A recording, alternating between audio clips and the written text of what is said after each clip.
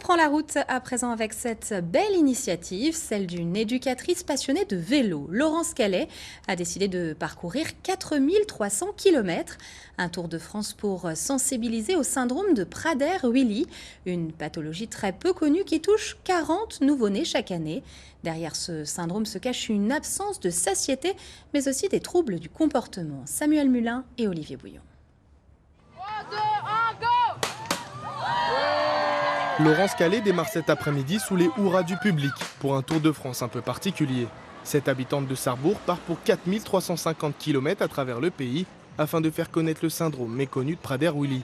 En France, 20 000 personnes seraient touchées par cette maladie. Pourtant, il n'existe qu'un seul centre dédié à son traitement dans l'Hexagone, situé à Dombasle. Un manque important alors que les besoins sont immenses.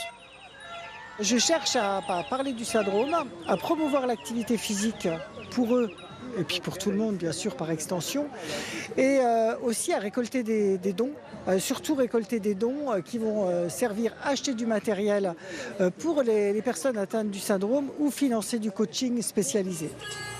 Ce syndrome se traduit par des troubles cognitifs et un besoin de manger en permanence, pouvant occasionner de l'obésité massive.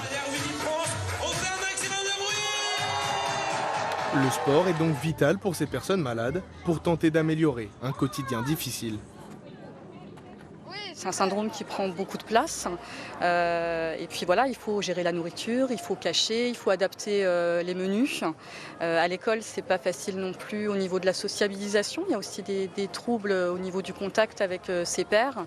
Donc en général, il faut la présence d'une auxiliaire de vie dès le plus jeune âge, dès la scolarisation. Et ça, c'est un autre combat des familles justement pour avoir une auxiliaire à disposition. Les jeunes atteints de la maladie de Prader-Willi pourront pédaler avec elle tout au long du parcours, grâce à des appareils depuis chez eux. Elle s'arrêtera partout en France avec des animations pour récolter des fonds. Son périple va durer 2 mois et demi et s'achèvera au château de Brabois le 10 septembre prochain.